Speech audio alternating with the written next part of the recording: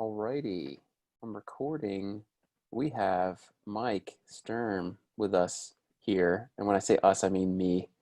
What's up, bud? How are you The doing? the royal us. The royal us. How are you doing, man?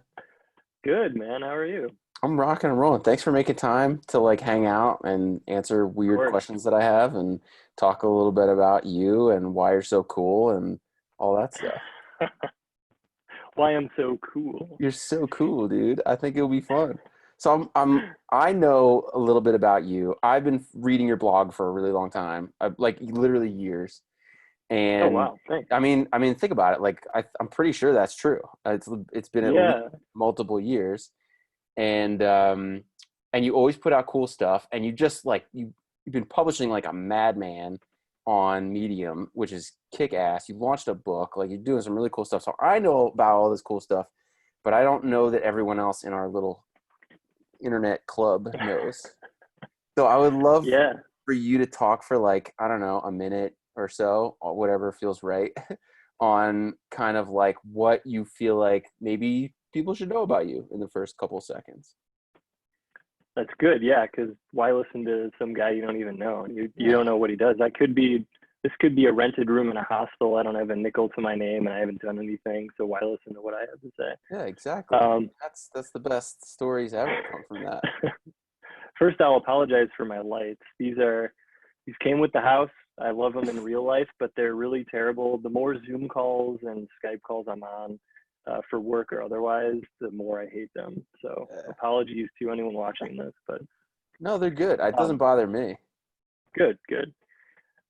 So you mentioned a lot of the stuff that I would mention. I mean, I've been writing.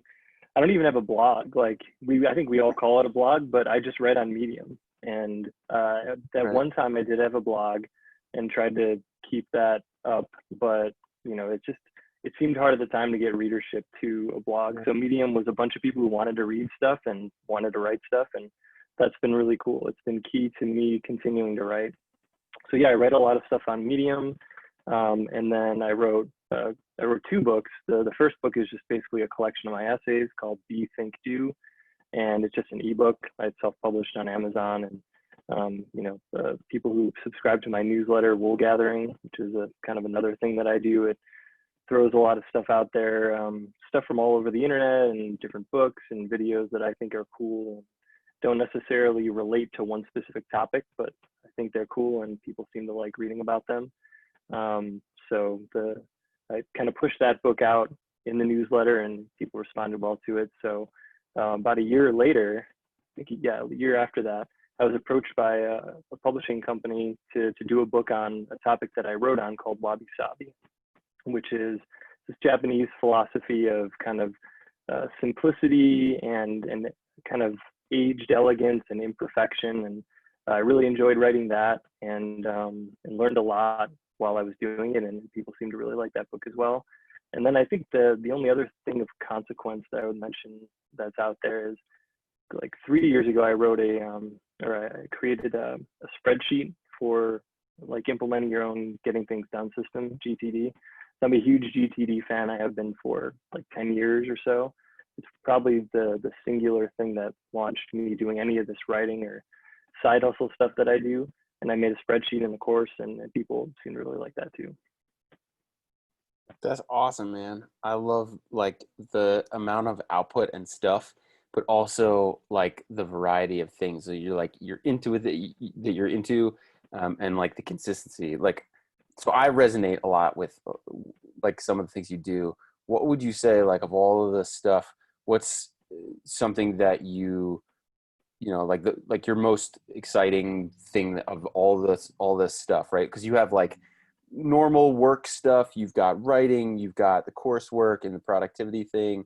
Like what is your favorite part of the work that you're doing? Yeah, that's a great question. I don't know what my favorite part of it is. I guess if I had to really pick something, it would be like the the thinking part of it, the getting like this kind of stuff, right? Getting to talk to Yeah. you and just kind of I don't know, just chew the fat, right? Talk Right. about different ideas and things that have our attention and things that are pet peeves of ours or things Right. we're thinking about. I like that stuff a lot, but gosh, I also just really like writing, like just the craft of writing, right? I mean, I get your email, I get other emails, I read those and I get inspired, and then I open up my laptop and I start making a clickety clack noise for a while, and then I get angry because it's not coming out the way I want, and then 20 minutes later I come back and it's like, all right, I'm gonna write this again. But that really is thinking again. Like it's, writing for me is just another form of thinking, and Yeah. half the stuff that I write doesn't see the light of day. I mean, if you could Yeah. see my Medium drafts page, right, of all the drafts that I've Oh, got going, it's insane, and it goes back years, almost as long as I've been writing on Medium. And then there's a bunch of stuff that didn't even make it to the Medium drafts. It's just somewhere in limbo. Or I keep a list of ideas, right, that came to me as yeah. I'm walking around or I'm driving the car, and like I go back and I'm like, what the hell was this? Like, Right. inoculation, what does that even mean? Like, so there's that stuff too, and it's kind of fun to go back through those when I've got a little bit of time. I'm like, okay, yeah, I think I know what I was thinking of with that, so let's try to flesh that out before I lose it. So all Dude, that stuff's really fun. totally. I'm like resonating, right? Because like as a person who thinks about things and then like my impulse is always like, oh my God, I had this amazing thought. Like I need to share it with other people, which is the Yeah, like impetus, right? Is usually the impetus for the daily drip is like, what is something that just happened that I'm gonna forget about, but like it just happened, so it's new and it's fresh and like I can make it useful. But I have yeah, this like elaborate, I've had many elaborate systems for like capturing thoughts. Like I used to have like this recording idea where I'd be like, hey, to Siri, like I would try to do that. And then like, I would, most of the time when I would do that, I'd be like driving, right? Cause I'd be like, oh shoot, I have this amazing idea. Like I'm gonna have a blog, I gotta write this blog post, but then I have to like do it in the car, but like I'm driving. So it means I'm usually in the middle of some weird place where I don't get any service. So like Siri can't do it. And I'm like, it's like, this is like overly complicated way of doing it. I, I think I'm curious about the process that you have for like producing like ideas and thoughts and publishing, because like I basically publish everything, and I would guess that that's pretty obvious just because like I think a lot of my writing is very hit or miss. Like some people are like, "Cool, this is awesome," and then sometimes it's like, "Dude, like you've said this 800 times, like we're good, we got it."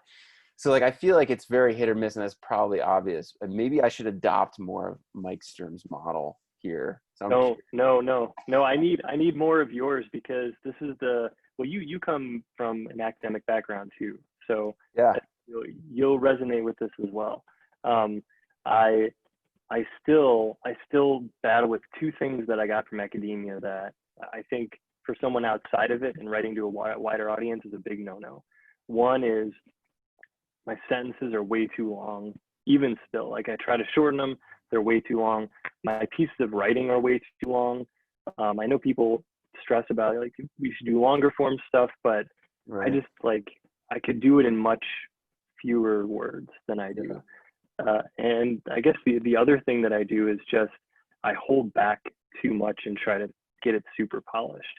If you're Yeah. writing a book, yes, polish it, right? If you're writing something for the New Yorker or you're writing something for really wide publication, then yes, Mm. polish the hell out of it. But if you're just pushing a newsletter out to your audience that hopped on board because of something you wrote, or if you're just publishing something on Medium, which anyone can publish on Medium, like Yeah. just write something and get it out there. Because if you look at my history of publishing, I've, I mean, there's been periods where I've gone a couple months without pushing anything out. Yeah. And I'm just like, I hate that, because Right. then I kind of get rusty, and then they just forget about Yeah. me and about what I'm trying to do. And so, yeah, I would recommend keep on keeping on. And that's what I got to work on, because I still hit these roadblocks where I haven't published something and the idea I'm working on, I'm not super excited about it because it's not polished or whatever. Do you feel like you get into a cadence and then there's like a groove and there's a sweet spot Yes. where like if you're like, yeah, cool, I chug along at once a week and that feels really natural and I like that because I have time to think, or like what does your cadence look like? Of different cadences, I would say. There's times when I've got a really fast cadence and it's really comfortable and I'm super energized about it. But then there's times where it's just it's slow. Like I'm going uphill, right? And it's every time I sit down to just write, it's just drudgery. I just can't get myself to write more than a few words or a sentence, Yeah. and then I end up doing, luckily, what is like the other part of my workflow, which is just going down rabbit holes. I mean, the reason why my newsletter is called Wool Gathering is that, so that's a term that, I forget the origin of it, but it's centuries old, and it's this, basically it means going around and picking up a bunch of unrelated, seemingly useless pieces of knowledge or factoids, or kind of just chasing rabbits basically all over the place. And that is what I've been doing for a long time. And so I figured, well, why should I try to be super cohesive when maybe that's not my bag, right? And so far, I think it's served me well. But that's the other thing that I get into is I'll not write for a while because I'm like knee deep in something, Right. uh, and that goes on somewhat regularly too. That's a cool, I don't know, that makes sense to me as a person who likes things and like to get curious about stuff. Like, although I have to say, like, dude, I don't know what it is, but like I've been in this incredibly long habit of just doing things and like drilling that kind of like turning the crank faster kind of mode. Yeah, And I used to be in a place. I was just thinking about this recently.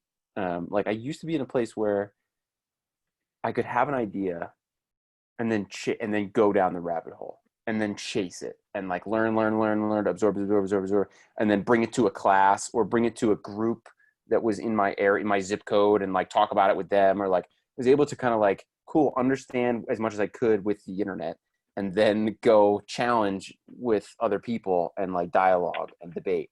And so like yeah, that was a way that I got deep into something, and like got as far as I could into understanding it or accepting it or being like deciding whether or not that was a useful thing I wanted to continue doing. And I don't do that. Like I don't give myself a lot of room for curiosity or just like, you know what I think? Even like book reading, I'm on this like ridiculous regimen where I'm like, if I'm not reading enough, like I gotta cram it in somehow. Like I gotta, it's like this ridiculous forced thing. I don't know. It's silly. I have to figure out how to give myself a little bit more time to do more of the wool gathering and more of the patience. Because I think it's the curiosity that you're talking about, the genuine like interest in something that really allows you to be fully present and immersed in it and gives you the best like absorption. You know what I mean? Like comprehension, it would be the righter word for it, but like the best yeah. understanding and like retention of information, and then like bringing it to application, or being able to like challenge it internally against everything else, right? Yeah, what I've found, and I suspect this to be true of everyone. I'm normally not, this is the way it is for me, so this is the way it must be for everyone guy. But in this case, Yeah. I think this is probably true, and I think I'm actually stealing this from Hume, which is why I'm so confident. But uh, there, when there's emotion involved in the thing that you're learning and studying, and when you're not just like happy that you finished reading the book, or you're not just like kind of happy about learning this thing, when you have an emotional reaction to it and it goes deeper than just, hey, I'm learning something, Yeah. that's when I think you really, really learn stuff. And then it sticks with you, and it alters your way of thinking, and it alters your way of perceiving. So like, not only does it alter, the steps that you go through to think through things, but it also alters how things come into you. Because we have more control, and I'm sure you could speak to this. We have more control over how we perceive things, how we see things, how we hear things, how things feel to us. We have more control over that than I think we often give ourselves credit for. And I've noticed that when I learn new things, the way that I perceive seems like it's involuntary to me, but it's been changed by the things that I've recently learned or gotten into. And I start picking up on things that I haven't picked up on before. And then even things that I'm seeing for the 700th time, I'm seeing them a little differently because of this tweak that's gone on to my mindset. And I think that happens more effectively when there's emotion involved. Whenever you're 100%. having an emotional involvement or emotional reaction to something you're learning, and the deeper you feel that, the more you're going to really change. That like memory is one of those functions that is the basis for a couple of things, and emotions play a huge role in the depth of like memory. They just do. Yeah. It's just the weirdest thing. Yeah, they're intimately connected in your brain. It's just bizarre, but Is anyway. it true that smell is the sense that's most associated with memory, or is that kind of like one of those distortions? No, that's a legit like finding. There's a lot of speculation about why. I think the I could be wrong about this, so please, whomever's listening, like, please go double check and tell me I'm wrong. I would love to hear the actual answer. But like, as far as I remember, um, like the circuitry is just faster. That makes So sense. from nose to brain slash, I say brain, but this specific part of your um, oh my god, limbic system, all this. So Gotcha. yeah, your your limbic system is kind of where all of this emotion stuff happens. I'll just say that, and then there's another like piece of hardware basically that sits on top of it called the hippocampus, and that's where like a lot of memory stuff happens. And they're like basically right on top of each other. So they're very close, very connected, and so smell just happens to be one of those things that triggers memories and things like that. So it's kind of bizarre, but little But facts. that's where we're at. That's where we're That's at where as we're at. humans. That's where we're A at. good Smelling stuff. a good fart or the smell of a good cake baking can just trigger all sorts of It'll send you responses. back, man. It'll send you wherever it sends you. Well, how about Wherever it this? sends it. I got a good next question for you. That's Shoot. kind of related to memories here. So I'm trying my best to transition effectively. What's this is a kind of goofy question, but like, what's something that you used to believe as a child, but you don't anymore? Man, that is a great question. I'm gonna give an answer that's characteristic of me, and maybe I'll get some people heated, which is fine. Right now, as we speak, one of the wool gathering expeditions I'm going on is diving deep into Christianity. And the reason I'm doing that is because I was raised Catholic. Yeah. So part of the superficial answer to your question would be I used to believe in the entire Christian mythos. Right. I used to believe in, the vengeful God of the Old Testament turned into the slightly softer God of the New Testament, and Jesus being crucified and rising from the dead, and all of that stuff.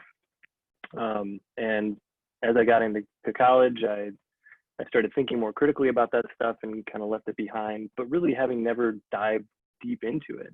I just kind of listened to what they were teaching me as a kid and carried that with me, and then started picking it apart. It was almost like a straw man thing where the stuff I was picking apart and rejecting was not as deep as I could go. And so I got into, when I was in college, I got into Eastern thought, Buddhism, Taoism, some Hinduism, other stuff like that. And I'm still very, there's a Buddha right there. So that stuff has never left me, and I'm still invested in a lot of those ways of thinking and seeing the world. But I've gotten really, really into spirituality recently. And so that would be another answer to your question is, cool. I used to be, because I took a lot of philosophy of mind classes in college, I used to be a materialist, meaning, there, or a physicalist that you could also call it. There is no thing that is not the physical realities of the universe. So our bodies and our vital life force is all explainable eventually in physical, neurochemical, electronic terms. Right? There's no room for any kind of there's a soul or there's a spirit or anything like that. I'm slowly backing away from that now, largely because the more that I've looked into it, the more that I'm not so sure.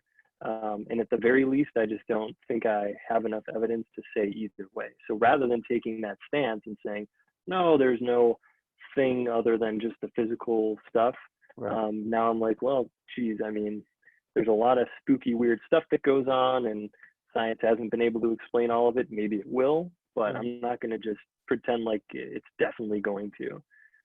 So all of that stuff is kind of swirling around right now.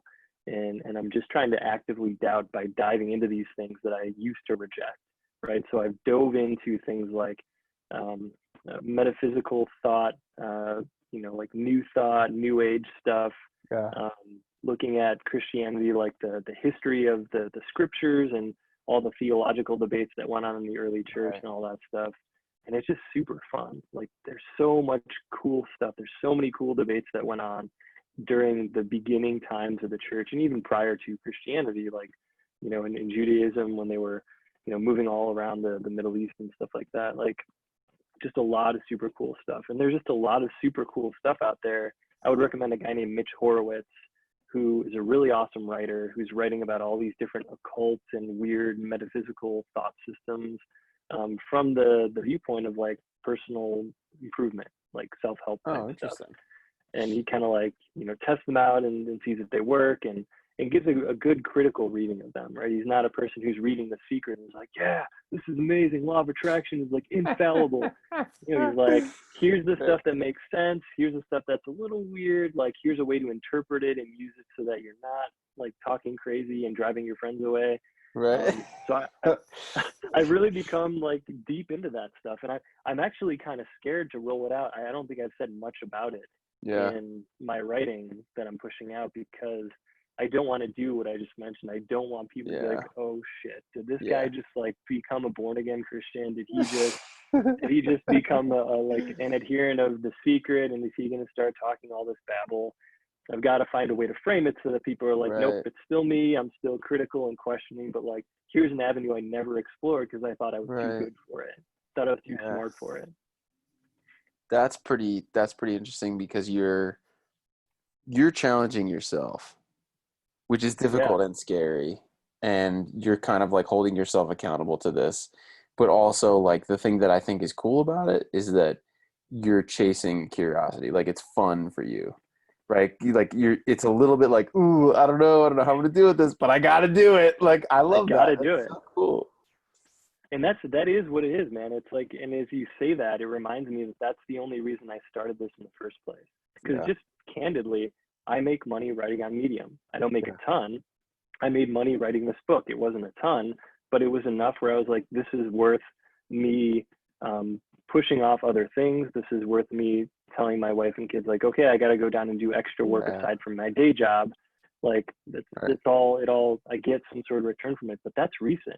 Like I started this stuff like 5-6 years ago, and it took like 3 to 4 of those years for me to really start seeing any kind of monetary thing from it. And I was writing even more back then, and it was because it was fun. I woke up and I was like, oh man, what am I going to write about today? Like, what kind of crazy stuff am I going to explore today? I've got to retain that. Well, we all have to retain that, unless it's like a job you just got because you need to pay the bills right now. Yeah. That's so cool, man. So you started writing on Medium like 4 or 5, is that what you said? 4 or 5 years ago? Yeah, I think it was 2014 or 20. I'd have to go back and check, but I think my first stuff was published at the end of 2014 or something. That's probably around the same time that I started. Like, I was like, oh, yeah, it was actually, when did Medium happen? Like, that it showed up out of nowhere, and everyone was like, okay, I guess anybody can write, so we'll see what happens. And writing happened. It did, man. It's really exploded. I've got some other commentary on Medium that might be more appropriate another time, but because it's turned into a weird animal now that I don't much recognize, but I understand why. It's maybe, I mean, when I first started writing on Medium, it was just a way for me to post blog posts somewhere else to get traffic. And nothing happened. And I was like, this is stupid. And then I stopped.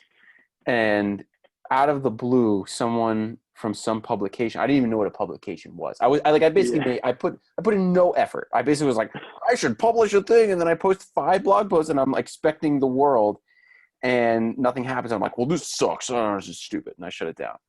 And like, I don't know, months or some period of time passes and I get, an email from a publication. I'm like, what the hell's a publication? I look it up. I'm like, oh, okay. So they're like these little groups of writers and they publish things and holy shit, they have like a lot of readers. Okay, Yeah. all right, cool. So somebody wants me to sure use it. I don't know I don't know what that means. And like overnight, it was like one post got a ton of traffic, and I was like, whoa! And I had to stop and like because all of a sudden like I started getting like Twitter followers. You know what I mean? And I Yeah. was just Yeah. like, wait, whoa! And I'm I somebody had to now. stop. Yeah, it was like weird. So I was like, what is this? Like, and I had to like stop what I was doing and look at like, okay, what is Medium? Like, what are publications? How does it work? Who's this? How do I get followed? What do they do? How do I let? And then I started like, okay, well, I guess nothing happens if I get readers. So Yeah. maybe and that was what like the impetus of like, well, then I need to like drive traffic to my website and like enter Yep. the like blogger universe, kind of like baptism into that world. And it took a while, and then I stopped caring about it because I was kind of like, cool, I get traffic Yeah. now. I'm gonna figure that out, and I just started writing just for that small audience in my newsletter, and the amount of churn versus the amount of incoming readers was about the same. So my list stayed the same for like 2 years, and I didn't do Yeah. anything about it. And I didn't really care that much. I mean, it would have been nice to have a zillion readers, but I wasn't like dying because it was like, I'll figure it out. I'll just keep publishing, keep publishing, keep publishing. And then like over the last year or two, I've just watched like this slow drip in readership. And I'm like, wait a second, what's going on? And then this guy named Mike Sturm just went like right past me on me. And I was like, holy shit, this guy's on fire. So that was Sorry, bro. cool. That was cool to watch. I was like, because I've been like reading your newsletter. So to see you go and like get 20,000 subscribers on Medium was like, oh my god, this is awesome, Mike! Oh crap, it was so cool. But I don't know. I don't know where we were going with that. There was some place we were going with writing and thoughts and philosophy and challenging yourself and all of this stuff. I think what I still keep battling, but to your point about, the ups and downs, like literal ups and downs, because you're Yeah, looking at these graphs and trend lines and yeah, these metrics of like, okay, how many people read this piece? Is it resonating with this person? Like, why the hell did this piece do like so awesome when like yeah, I spent way more time on this one? And there's just, you could spend so much time trying to crack the code. And I think this applies yeah, outside of writing. I think it probably applies to people who are YouTube content creators or people making courses. Like, there are there's not a lot of rhyme or reason. So when you interviewed Dave Armstrong, like I think it was at the outset of the podcast or the interview, he said something really interesting that I hadn't heard before, which is that, like, yeah, 51% of the great results that happen are from the preparation and the hard work and all the stuff you hear people drone on about. yeah, right. But like, but more than you think, something like 49% is just the way things shake out. Maybe you Yeah, called it luck, but just it's just the externalities. I think yeah, economists would call it externalities. These things they're not hmm. they're not built into the model. They're not theorized for because they're all over the place. Like, Yeah, and you can't make sense of them. And I'm trying to come to grips with that. That I yeah, don't. There is no formula such that if I write the headline this way, it'll make sure that people read my post, and it just doesn't shake out that way. You yeah, just keep writing good content and write the same stuff, in different ways. If the first way didn't resonate, and just keep going at it, or like we were talking about, just just follow the things that you're interested in. Like the yeah, worst thing that you can do, I think, I've heard other people say the exact opposite, but I think the worst thing you can do is to force yourself to use this thing that you were interested in to make money now and make a lot of yeah, money and put yourself under that pressure. Some people it seems to work for. It worked really well for my wife. She started a website and is running it now and is getting all sorts of cool opportunities and income from it. And cool. it's a local thing, and she saw an area where like there's a need, and she's like, all right, I'm gonna like make sure that I make money from this and like really put myself under the gun and all that. And it's working for her. But that when I've done things like that, it's kind of killed it for me. Like there's opportunities that I've been asked, like, hey, do you want to make this course, or do you want to do this copywriting gig or whatever. And I'm like, I ask some questions and then I kind of wait a little bit.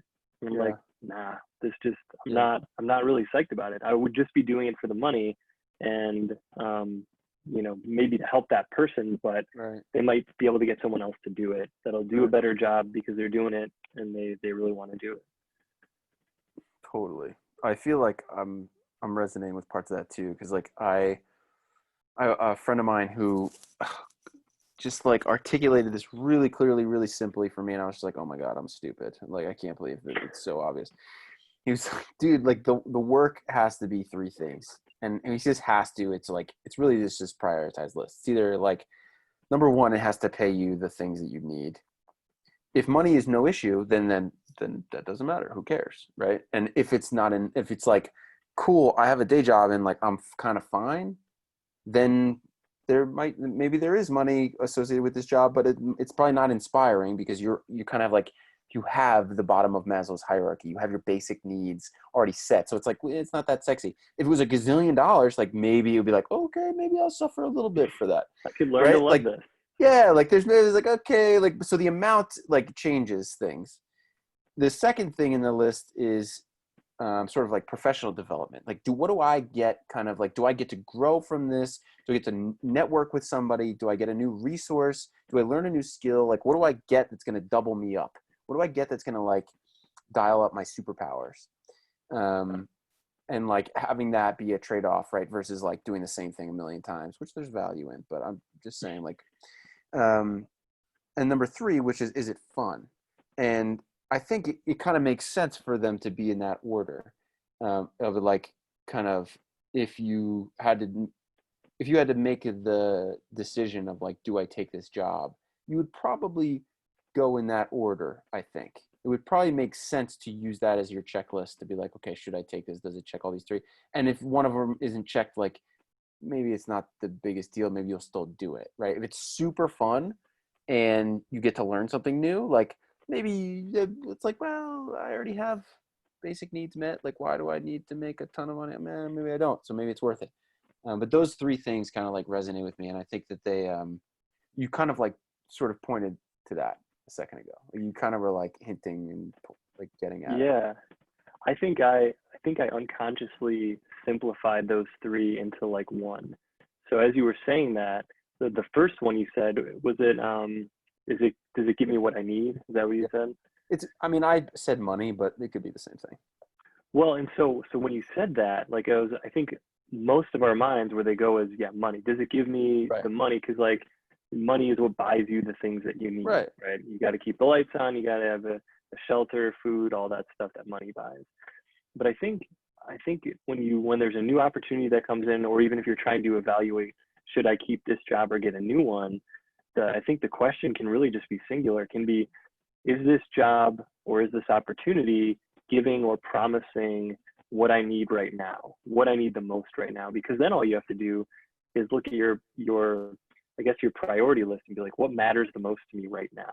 Like if money's tight, money's going to matter the most to you right now, Yeah. right? Right. If someone had a health scare recently in your family, or you had a health scare, health probably matters more to you right now, or like time to rest and recover Right. and all that stuff matters. So like the flexibility of that opportunity or job matters more than the money. And so I think really just that first question might actually nail everything, because then it leaves it up to that person to be like, well, maybe fun matters the most. Maybe the reason Yeah. why I don't like this job and I'm looking for a new one is because this one isn't fun anymore.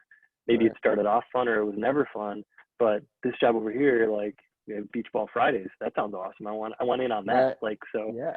or they're just working on cool projects. And Right. those things can shift too. Like I think about my day job. So I can describe my day job as it is on paper and it sounds hella boring, right? I work in sales for an industrial distribution company, right? It's one of the least sexy industries because it's very antiquated. We're just literally selling nuts and bolts and stuff to people who assemble things, mechanical things. There's not a lot of super sexy, innovative digital production coming out of that stuff. It's all very cool, and I've learned to love it. But it's not lighting the world on fire, especially for like a millennial. Like the millennials are not talking about Right. manufacturing and distribution. It's Right. kind of an old business. I stumbled into the job because I needed a paycheck, right? And Yeah. that was the priority for me. But it's a super cool place to work. I've gotten to work on all sorts of crazy projects.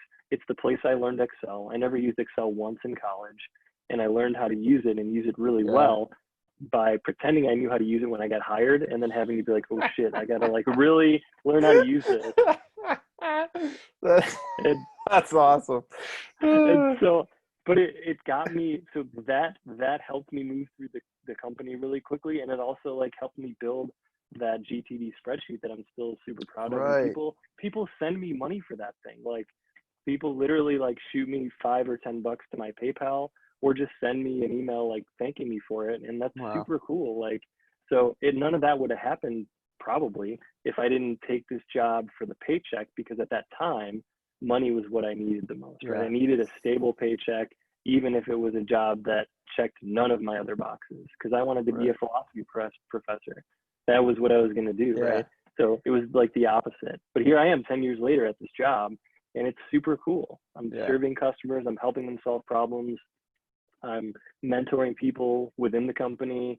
I'm in negotiations. Like I've got this call tomorrow where, I'll be talking with, people at a huge, one of our biggest customers, and the president of my company and the VP of sales, and we're going to be like hashing out a huge negotiation for a long-term contract. And it's something I never thought I would want to do, but Right. it's cool. It's really cool work. So yeah, That's awesome, man. Congrats. thanks. Yeah, that's life for you though, right? I mean, you can try to crack the code and establish a formula, just like when you're writing stuff and trying to get people to follow and all that, but damn it if it just goes all over the goddamn place. It's so funny because I'm totally a forcer. I force it. It's like bad. Like I push so hard, and even if it's like totally not happening, which is like the worst way, most like when I've seen like successful startups or like businesses, like there's always some part of what they do where the wind is at their back.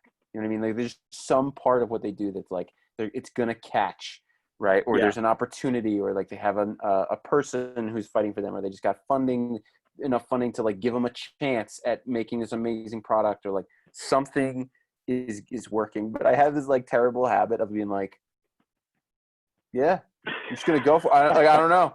I'm just doing it. Like it's just like so bad.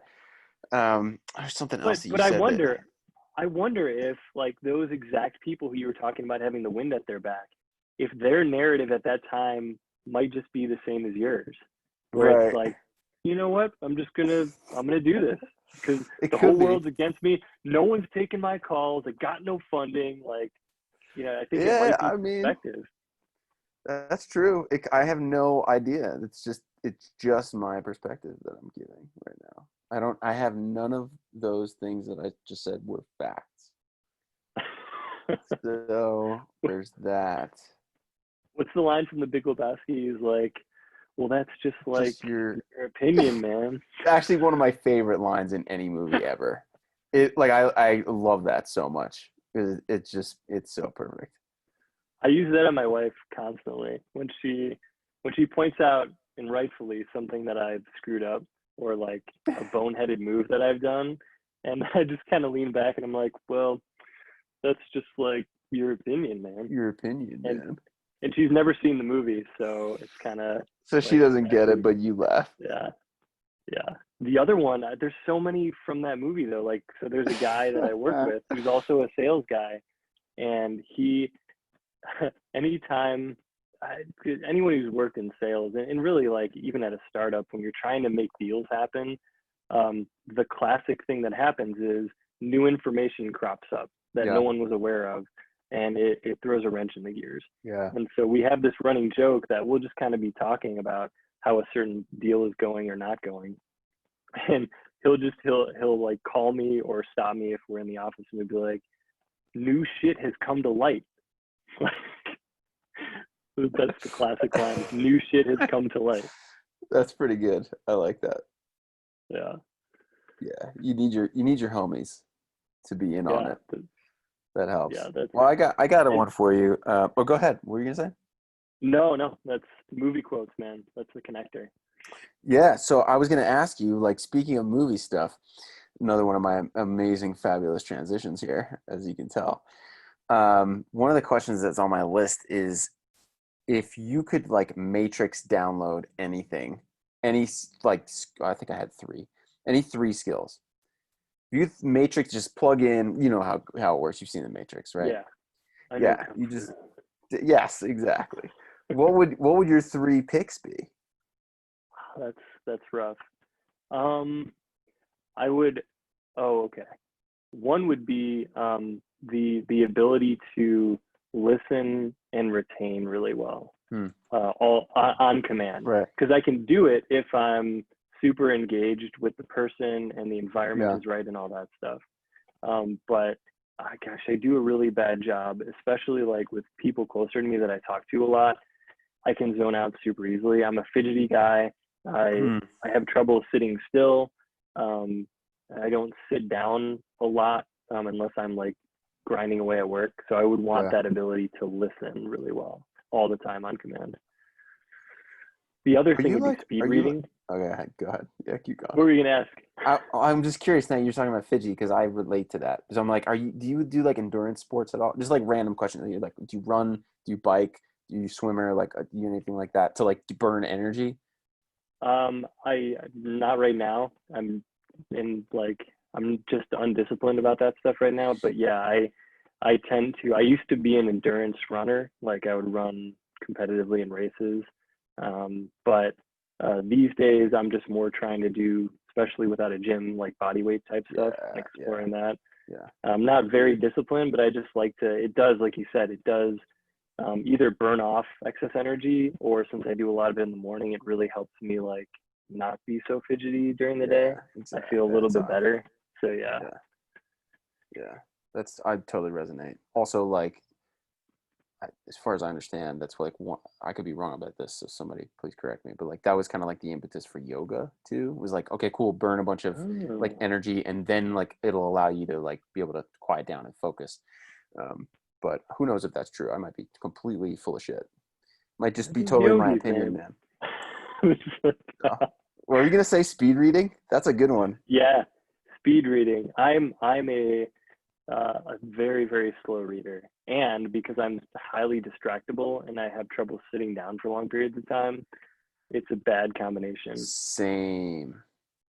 So audiobooks have become my saving grace, and also Yes. because I travel so much, not now, but in sales, like I was half my time was spent, like on a plane or walking through an airport or in a car, driving for long distances. So yeah, like audiobooks have become my saving grace, and so I use like the our library has audiobooks that you can get like 4 per month for Nice. free. Audible is huge. Podcasts, not necessarily audiobooks, but still informative. Those are huge. And then I just read a lot of short stuff. Like I'm just such a my reading diet is unhealthful. I don't eat these books, right, that are supposed to be the most healthy thing. I tend to like eat the short articles, but then like the audiobooks and stuff. And my wife, who reads like 100 books a year, Whoa. will point out the fact, yeah, she's nuts. Because she was an English major and like just loves reading. She's been reading forever. So Oh she'll like, man. I'll say, well, I read that book. She'll be like, well, did you read it? Like, you listened to it. Yeah, but I still got the information, right? I'm like, Right. that I can't read. Like, the Right. joke Right. that I tell is like, I have my bachelor's and master's degree, but I never learned how to read. So, Right. like, Yeah, obviously we're I can read, but I just am bad at it. dude, I feel I'm resonating too. It's funny. I feel like honestly, since I've been writing at like a, everybody knows this. I talk about it all the time. I write at like a seventh, eighth grade reading level because it's easier to like digest, and also more people can read it because that's like the Yes. average reading level in America is like a seventh or eighth grade reading level. But like I feel like it's made me worse at reading. Like I'm not kidding. Like I feel like I've been writing like that for so long now that I'm just like it's hard to switch back sometimes. It's like weird. Interesting. Yeah, I don't know. That I might just be my perception, man. But like, I don't know. I see, and I might agree with that because I've actually gone down the opposite road. Um, I have, well, like we were talking about earlier, I've done a really piss poor job of doing what every blogger and successful writer for a wider audience says you should do, which is what you just said. Write Yeah. for like a seventh, eighth grade, maybe freshman high Yeah. school reading level. I write as if I'm defending my dissertation. Like Yeah. I got to stop doing it, right? But that's the way my mind works, But like, do and I you? feel like I get. Like, I don't know. Like, right? I This don't goes know. back to like, what do you get out of it? That's true. I get plenty out of it when I write that way, but I just what I don't want to happen is for this to just be my vanity project, right? There's an element of Right. do Right. it for you, but also like serve people, right? Help Yeah. people. Yeah. Even if they're not asking you for it, like Yeah. I can feel that if I just start pushing out these long tracts that are just Yeah. filled with $1 million words, like I could, if I really put a little more work, I could be Yeah. probably more informative and helpful by using regular words, right? Yeah. Right. So I think you're right about that. I think you can influence how you're reading based on how you're writing, but I think Mm. it's recoverable. Yeah. Hopefully, it's not permanent, man. That'd be bad news. There would be the third thing. Mm, that's tough. It would have to be something like cooking. I'm really, really bad at cooking stuff. Like, and not just the like it's not like I'll like burn stuff and all that. I mess up cooking in ways that um you couldn't even perceive if you just looked at it, but it just like I obviously did something wrong where it tastes like crap. And like I failed so many times in cooking things that when I'm trying to learn how to cook. I just wish I knew whatever that secret thing is, or if I just had the ability to like look at the recipe and be like, all right, got it. Like now I'm able to just Right. cook. So if I could download I don't know, the Gordon Right. Ramsay mind or whoever, insert your famous celebrity chef, like that would be the app I download from the Matrix. That's pretty good, man. I actually love cooking, and I learned a lot from YouTube and Gordon Ramsay and Jamie Oliver and like that whole lineup. Like What's the I secret, just man? What is so the secret? I don't know if I have a good answer because I mess stuff up all the time. Like I just burnt like just ask my partner does it. Like I just burnt like a big batch of uh chicken thighs recently. Like I was like, cool, I could do this, and I modified something, and I didn't have the exact same equipment, so I kind of modified this. It was just like too many variables. I don't know. Mm, I guess like mastering one thing is really useful, and then using that to master another thing is like helpful. Like when I first started cooking, I like the first thing I learned how to cook when I was a kid was like just eggs. And it's like you could cook eggs a bazillion different ways and yeah. mess it up a bazillion times. And I don't know. You just at some point, like you kind of know like what's too hot, what's not hot enough. You kind of know like the difference between scrambled and easy, like over easy, and like how the temperatures and the time, and like some of that just stuff starts to come. I don't know. I think like different. There's probably a couple different things that you would have to like do a zillion times to get what it's supposed to sound like and smell like, and like the right. Because like my mom cooked a lot of Italian food growing up. We were Italian household, so I know what a hot pan looks like. I know what it smells like. I know when the oil is just starting to smoke a little bit. Like that's the time you put the steak in, right? And it like stuff like little stuff like that. I don't know. You can capture that on YouTube. I think a lot of it you can capture on YouTube, but they don't. I don't know. You just have to, I guess, just do it a lot. I don't know. That might be Bad what I've answer. got to do.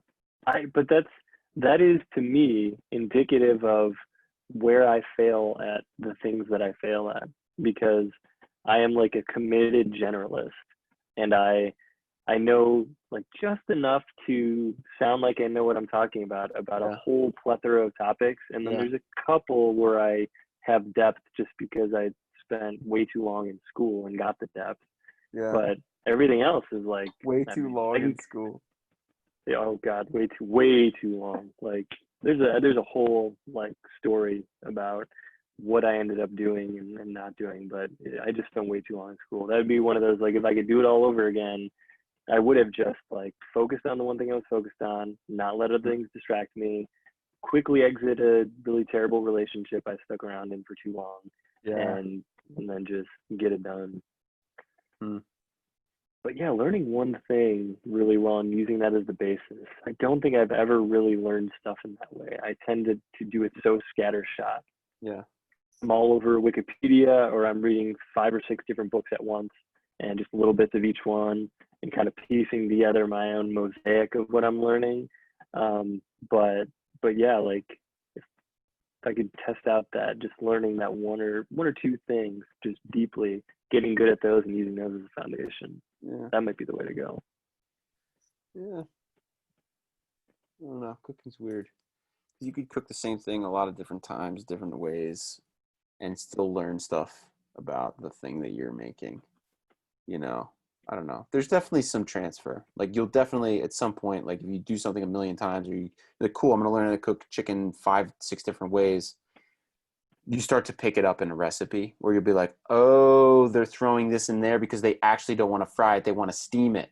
What they're trying to do is steam it, right? Okay, so we're gonna put water in here and we're gonna put the oil over there, and then we're gonna do this, and then or if you've ever heard of like a reverse sear on a steak, right? Where you're like you basically get the internal temperature up to the temperature you want, and then you sear it. So like it's just like I don't know. There's a zillion ways to do different things, but um, yeah, I don't know where I was Or going. I could just cook everything sous vide, right? I just get Right. those pouches, get the Yeah. pot, just cook everything that way.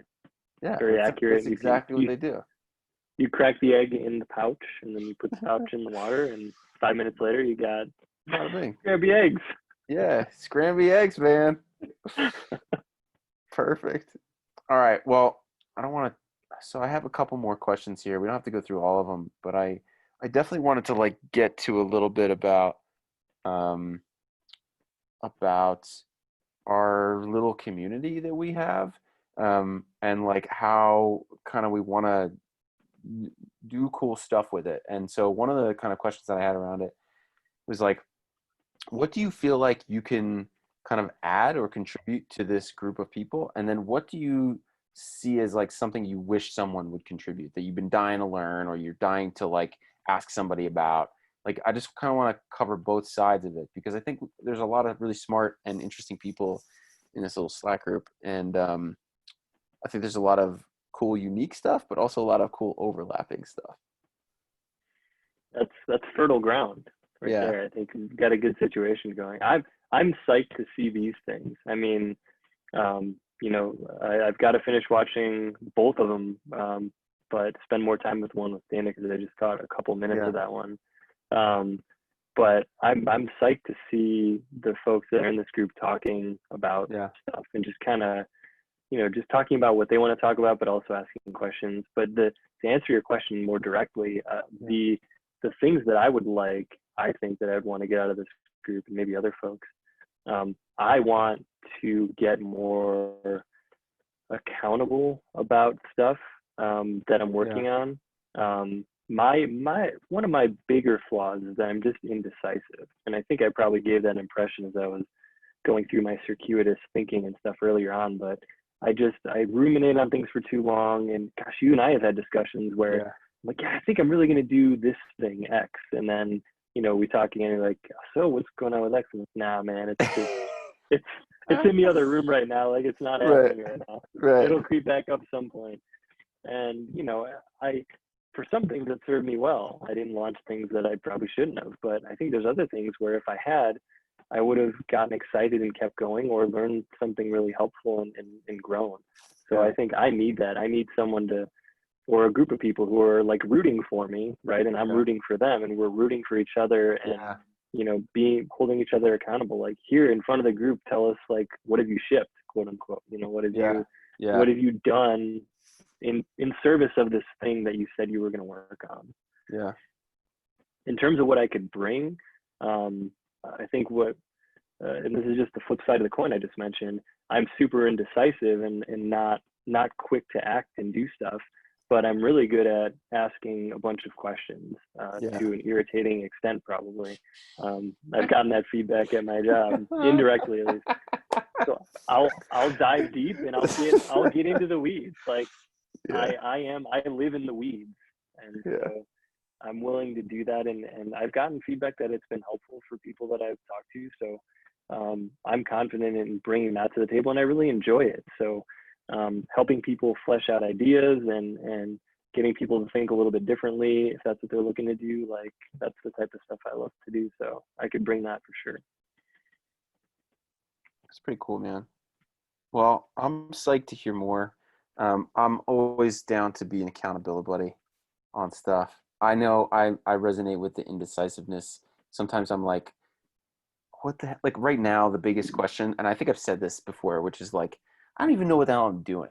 Like I don't even know who I'm writing for right now. Like I just keep going. Like it's like it's like a groundhog day where I just get up and I just go and I do stuff and I'm like, what am I?